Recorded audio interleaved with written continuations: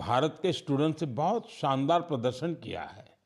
इसमें हमारी टीम ने सर्वश्रेष्ठ प्रदर्शन करते हुए 4 गोल्ड मेडल्स और 1 सिल्वर मेडल जीता है।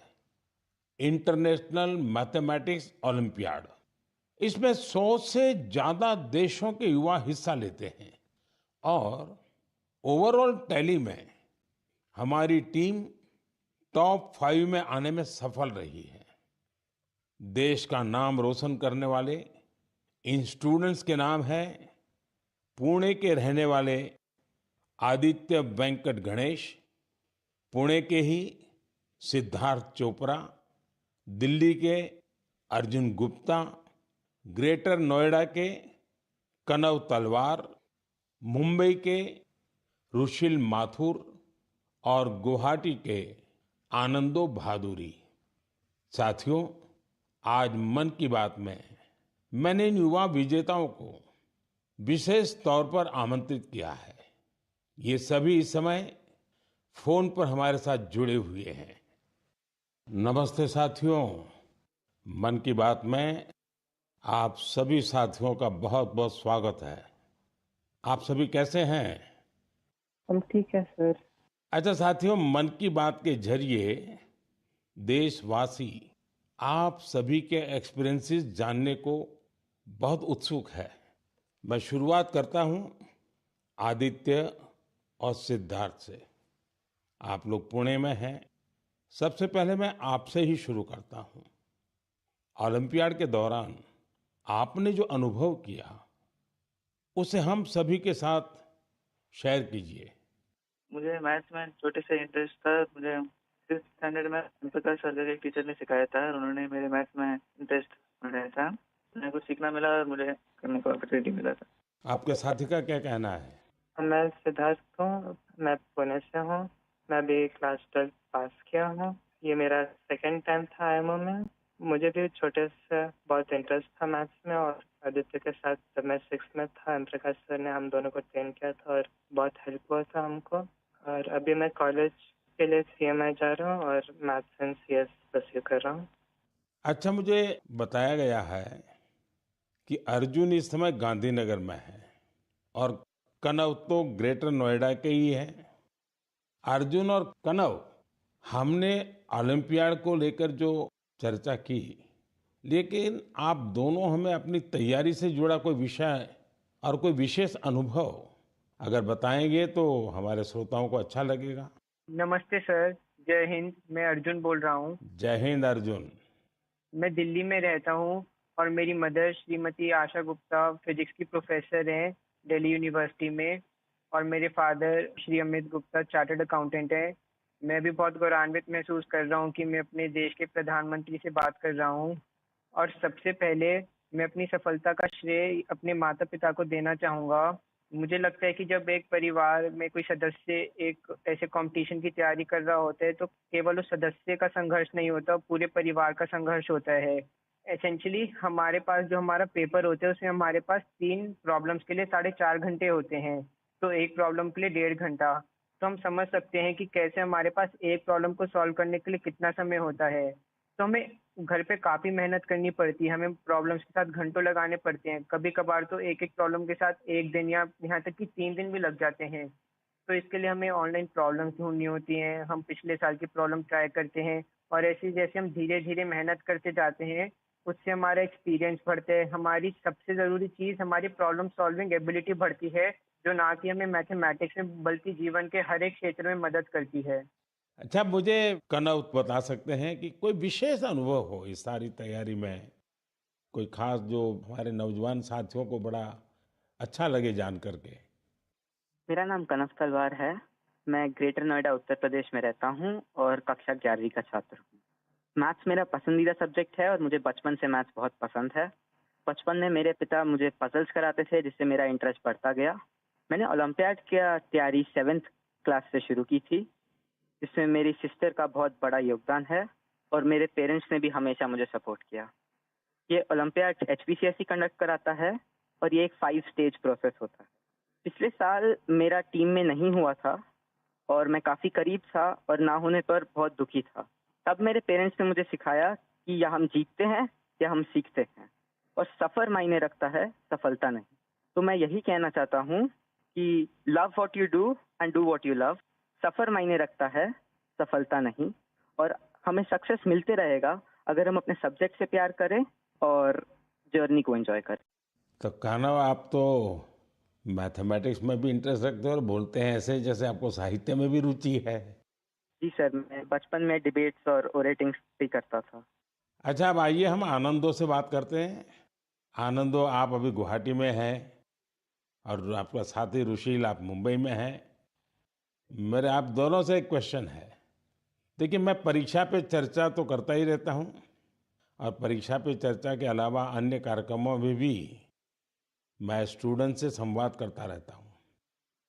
बहुत से छात्रों को मैथ से इतना डर लगता है, नाम सुनते ही घबरा जाते हैं। आप बताइए कि मैथ से दोस्ती कैसे की जाए? सर, मैं रुशिल माथुर हूँ। जब हम छोटे होते हैं और हम पहली बार एडिशन सीखते हैं, हमें कैरी फॉरवर्ड समझाया जाता है, पर हमें कभी ये समझाया नहीं जाता कि कैरी फॉरवर्ड होता क्यों है। जब हम कंपाउंड इंटरेस्ट पढ़ते हैं, हम ये क्वेश्चन कभी नहीं पूछते कि ये कंपाउंड इंटरेस्ट का फॉर्मूला आता कहाँ से।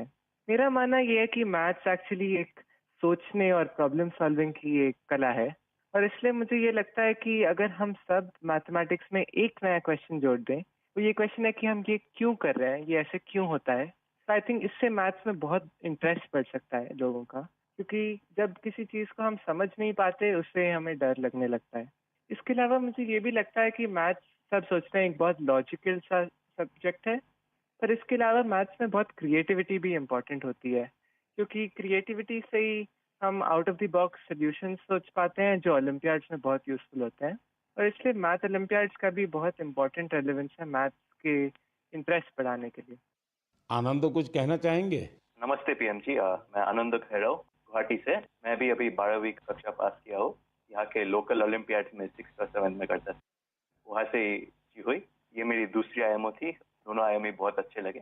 मैं रुशिल जो कहा उससे मैं सहमत हूँ, और मैं ये भी कहना चाहूँगा कि जिन्हें मैथ से डर है उन्हें धैर्य की बहुत जरूरत है। कि हमें मैथ जैसे पढ़ाया जाता है, क्या होता है, एक फार्मूला दिया जाता है, वो रटा जाता है, फिर उस फार्मूला से ही 100 सवाल ऐसे करने पड़ते हैं, लेकिन फार्मूला समझे कि नहीं वो नहीं देखा जाता। सिर्फ सवाल करते ही जाओ, फार्मूला भी रटा जाएगा, और फिर एग्जाम में अगर फार्मूला भूल गया तो क्या करेगा। इसलिए मैं कहूँगा कि फार्मूला को समझो, जो रुशिल कहा था, तो धैर्य से देखो।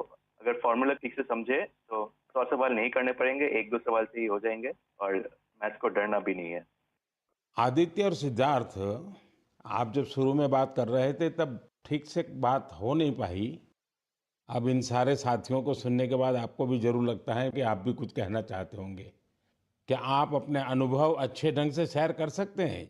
बहुत सारे दूसरे देशों से इंटरैक्ट किया था, बहुत सारे कल्चर्स थे, और बहुत अच्छा था दूसरे स्टूडेंट्स से इंटरैक्ट करने के, और बहुत सारे फेमस मैथमेटिशियंस थे। हाँ आदित्य। बहुत अच्छा एक्सपीरियंस था मैम। उधर हमें उन्होंने पर्थ सिटी को घुमा के दिखाया था। उधर बहुत अच्छे अच्छे व्यूज दिखे थे और पार्क्स लेके गए थे, और हमें ऑक्सफोर्ड यूनिवर्सिटी को भी लेके गए थे, तो वो भी बहुत अच्छा अनुभव था। चलिए साथियों, मुझे बहुत अच्छा लगा आप लोगों से बात करके, और मैं आपको बहुत बहुत शुभकामनाएं देता हूं, क्योंकि मैं जानता हूं इस प्रकार के खेल के लिए काफ़ी फोकस एक्टिविटी करनी पड़ती है, दिमाग खपा देना पड़ता है, और परिवार के लोग भी कभी कभी तंग आते हैं कि ये क्या गुणा भाग करता रहता है। लेकिन मेरी तरफ से आपको बहुत बहुत शुभकामनाएं हैं। आपने देश का मान बढ़ाया है, नाम बढ़ाया है। धन्यवाद दोस्तों। Thank you sir. धन्यवाद। Thank you. Thank you sir. जय हिंद। धन्यवाद। जय हिंद, जय हिंद। आप सभी स्टूडेंट से बात करके आनंद आ गया। मन की बात से जुड़ने के लिए आप सभी का बहुत बहुत धन्यवाद। मुझे विश्वास है कि मैथ्स के इन युवा महारथियों को सुनने के बाद दूसरे युवाओं को मैथ्स को एंजॉय करने की प्रेरणा मिलेगी। मेरे प्यारे देशवासियों, मन की बात में अब मैं उस विषय को साझा करना चाहता हूं जिसे सुनकर हर भारतवासी का सिर गर्व से ऊंचा हो जाएगा। लेकिन इसके बारे में बताने से पहले मैं आपसे एक सवाल करना चाहूंगा। क्या आपने चराई देऊ मैदान का नाम सुना है? अगर नहीं सुना तो अब आप ये नाम बार बार सुनेंगे और बड़े उत्साह से दूसरों को बताएंगे। असम के चराई देऊ मैदान को यूनेस्को वर्ल्ड हेरिटेज साइट में शामिल किया जा रहा है। इस लिस्ट में यह भारत की 43वीं लेकिन नॉर्थ ईस्ट की पहली साइट होगी। साथियों, आपके मन में ये सवाल जरूर आ रहा होगा कि चराई देऊ मैदान आखिर है क्या और ये इतना खास क्यों है? चराई देऊ का मतलब है shining city on the hills, यानी पहाड़ी पर एक चमकता शहर। ये अहोम राजवंश की पहली राजधानी थी। अहोम राजवंश के लोग अपने पूर्वजों के शव और उनकी कीमती चीजों को पारंपरिक रूप से मैदान में रखते थे।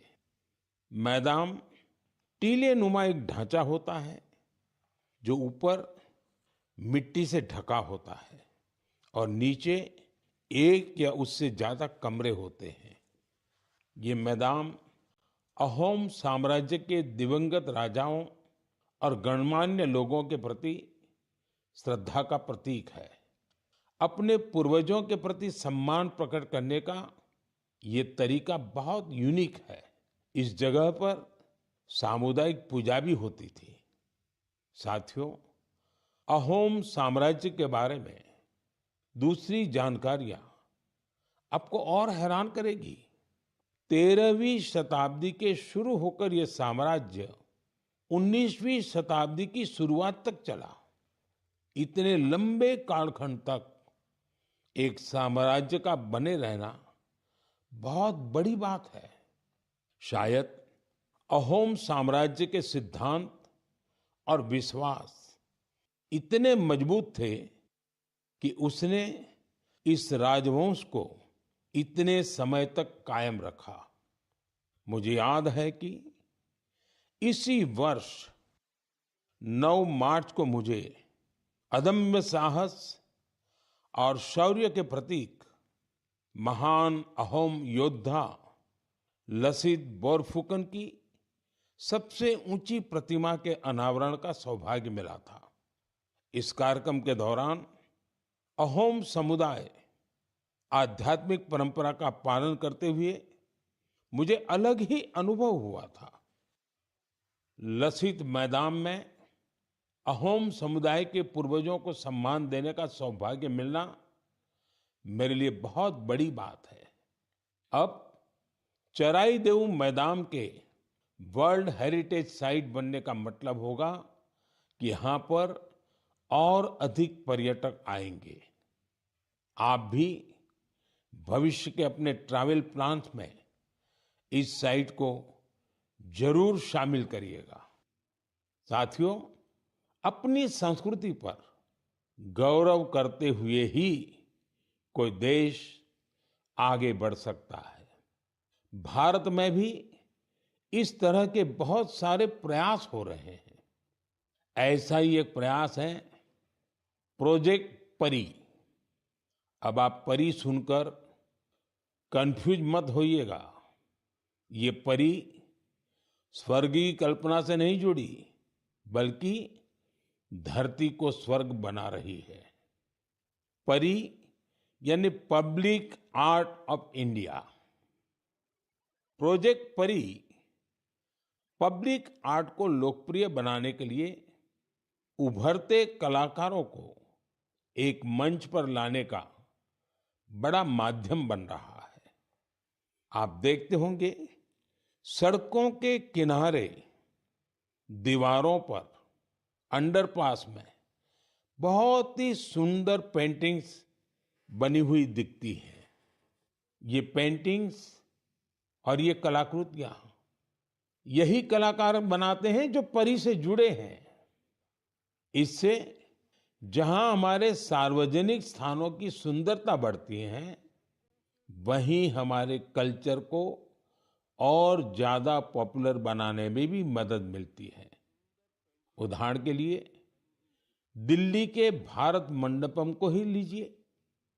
यहाँ देश भर के अद्भुत आर्ट वर्क्स आपको देखने को मिल जाएंगे। दिल्ली में कुछ अंडरपास और फ्लाईओवर पर भी आप ऐसे खूबसूरत पब्लिक आर्ट देख सकते हैं। मैं कला और संस्कृति प्रेमियों से आग्रह करूंगा कि वे भी पब्लिक आर्ट पर और काम करें। ये हमें अपनी जड़ों पर गर्व करने की सुखद अनुभूति देगा। मेरे प्यारे देशवासियों, मन की बात में अब बात रंगों की, ऐसे रंगों की जिन्होंने हरियाणा के रोहतक जिले की 250 से ज्यादा महिलाओं के जीवन में समृद्धि के रंग भर दिए हैं। हथकरघा उद्योग से जुड़ी ये महिलाएं पहले छोटी छोटी दुकानें और छोटे मोटे काम कर गुजारा करती थी, लेकिन हर किसी में आगे बढ़ने की इच्छा तो होती ही होती है। इसलिए इन्होंने उन्नति सेल्फ हेल्प ग्रुप से जुड़ने का फैसला किया और इस ग्रुप से जुड़कर उन्होंने ब्लॉक प्रिंटिंग और रंगाई में ट्रेनिंग हासिल की। कपड़ों पर रंगों का जादू बिखेरने वाली ये महिलाएं आज लाखों रुपए कमा रही है। इनके बनाए बेड कवर, साड़ियां और दुपट्टों की बाजार में भारी मांग है। साथियों, रोहतक की इन महिलाओं की तरह देश के अलग अलग हिस्सों में कारीगर हैंडलूम को लोकप्रिय बनाने में जुटी हैं। चाहे ओडिशा की संबलपुरी साड़ी हो, चाहे एमपी की माहेश्वरी साड़ी हो, महाराष्ट्र की पैठणी या विदर्भ के हैंड ब्लॉक प्रिंट्स हो, चाहे हिमाचल के बुटीकों के शॉल और ऊनी कपड़े हो, या फिर जम्मू कश्मीर के कनी शॉल हो, देश के कोने कोने में हैंडलूम कारीगरों का काम छाया हुआ है। और आप ये तो जानते ही होंगे, कुछ ही दिन बाद 7 अगस्त को हम नेशनल हैंडलूम डे मनाएंगे।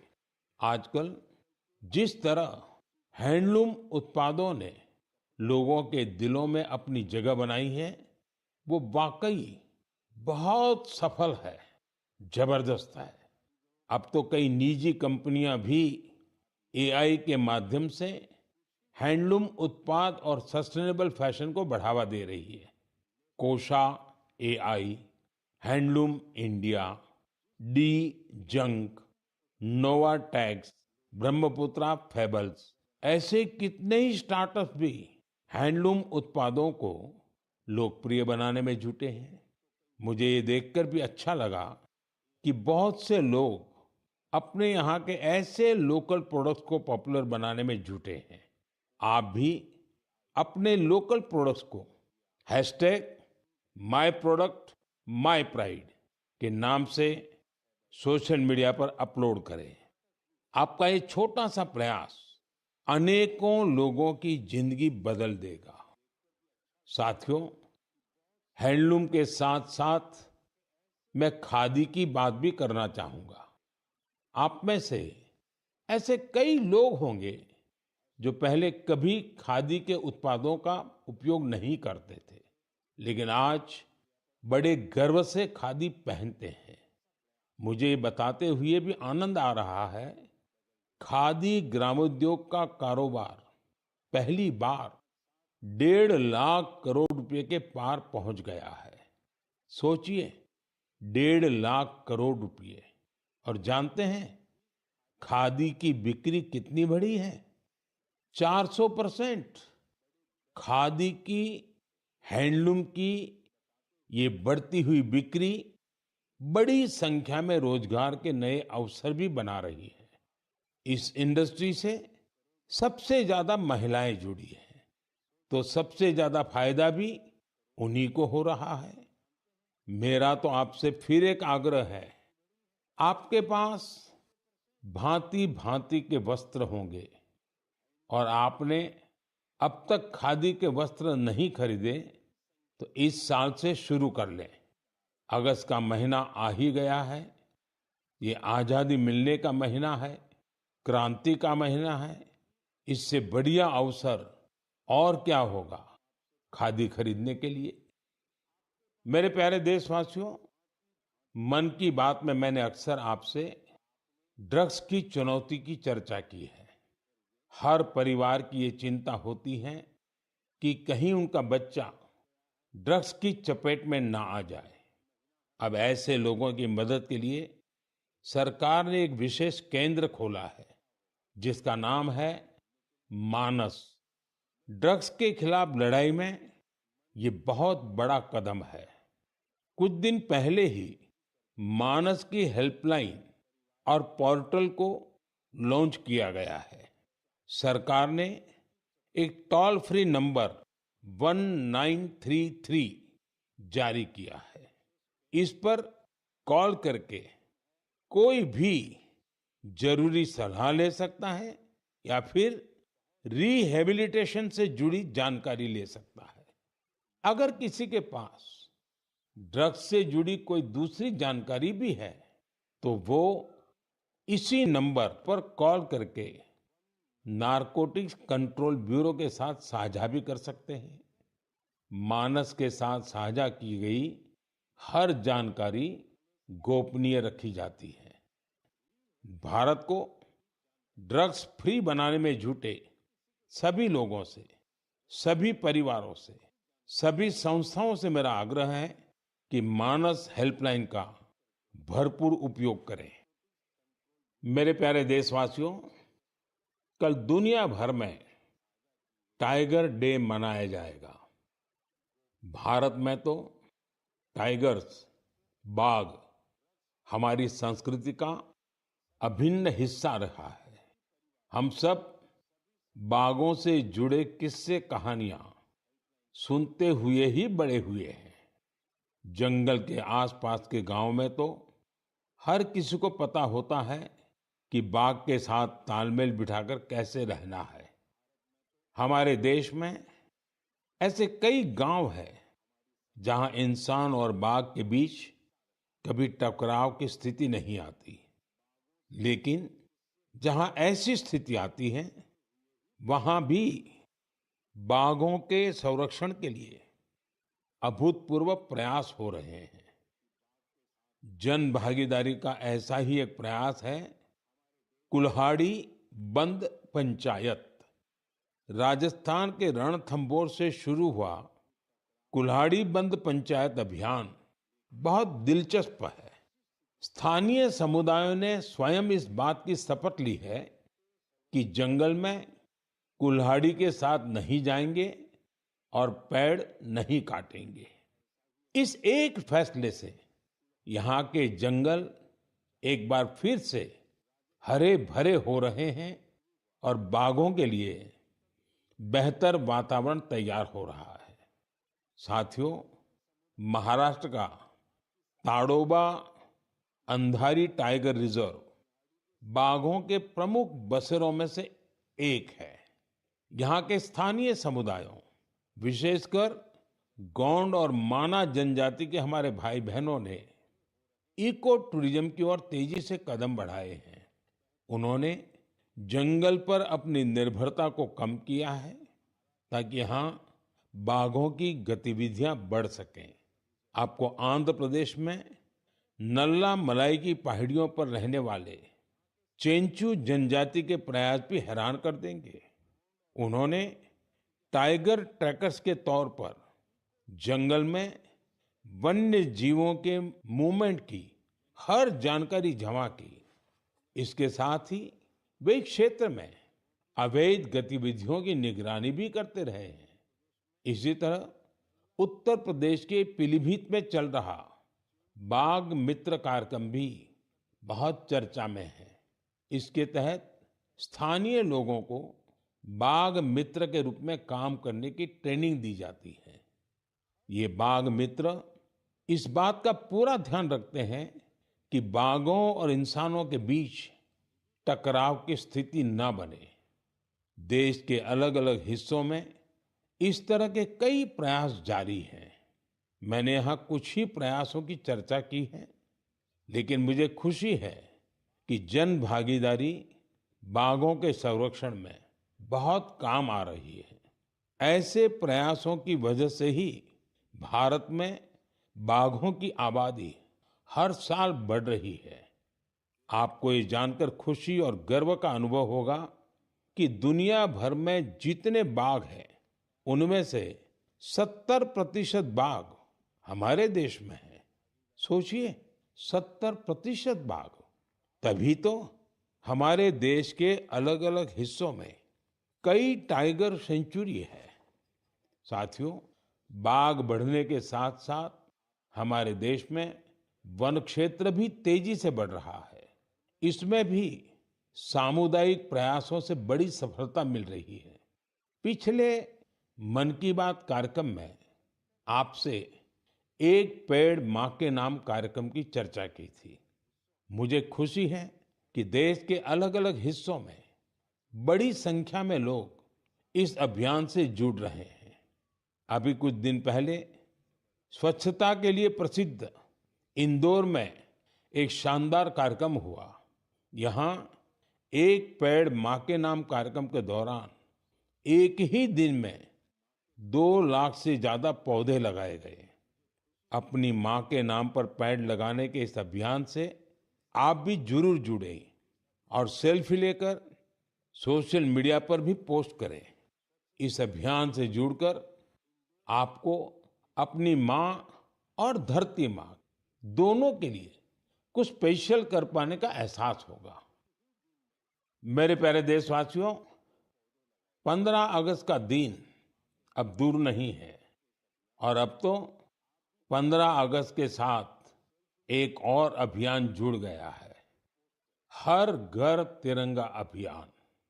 पिछले कुछ वर्षों से तो पूरे देश में हर घर तिरंगा अभियान के लिए सबका जोश हाई रहता है। गरीब हो, अमीर हो, छोटा घर हो, बड़ा घर हो, हर कोई तिरंगा लहराकर गर्व का अनुभव करता है। तिरंगे के साथ सेल्फी लेकर सोशल मीडिया पर पोस्ट करने का क्रेज भी दिखता है। आपने गौर किया होगा, जब कॉलोनी या सोसाइटी के एक एक घर पर तिरंगा लहराता है तो देखते ही देखते दूसरे घरों पर भी तिरंगा दिखने लगता है। यानी हर घर तिरंगा अभियान तिरंगे की शान में एक यूनिक फेस्टिवल बन चुका है।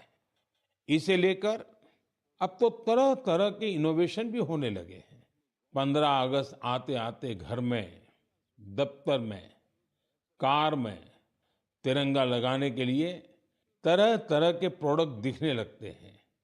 कुछ लोग तो तिरंगा अपने दोस्तों पड़ोसियों को बांटते भी है। तिरंगे को लेकर ये उल्लास, ये उमंग हमें एक दूसरे से जोड़ती है। साथियों, पहले की तरह इस साल भी आप हर घर तिरंगा.com पर तिरंगे के साथ अपनी सेल्फी जरूर अपलोड करेंगे। और मैं आपको एक और बात याद दिलाना चाहता हूं।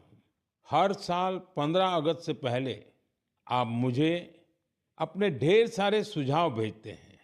आप इस साल भी मुझे अपने सुझाव जरूर भेजिए। आप माईगॉव या नमो ऐप पर भी अपने सुझाव भेज सकते हैं। मैं ज्यादा से ज्यादा सुझावों को 15 अगस्त के संबोधन में कवर करने की कोशिश करूंगा। मेरे प्यारे देशवासियों, मन की बात के इस एपिसोड में आपसे जुड़कर बहुत अच्छा लगा। अगली बार फिर मिलेंगे देश की नई उपलब्धियों के साथ, जन भागीदारी के नए प्रयासों के साथ। आप मन की बात के लिए अपने सुझाव जरूर भेजते रहें। आने वाले समय में अनेक पर्व भी आ रहे हैं। आपको सभी पर्वों की ढेर सारी शुभकामनाएं। आप अपने परिवार के साथ मिलकर त्योहारों का आनंद उठाएं।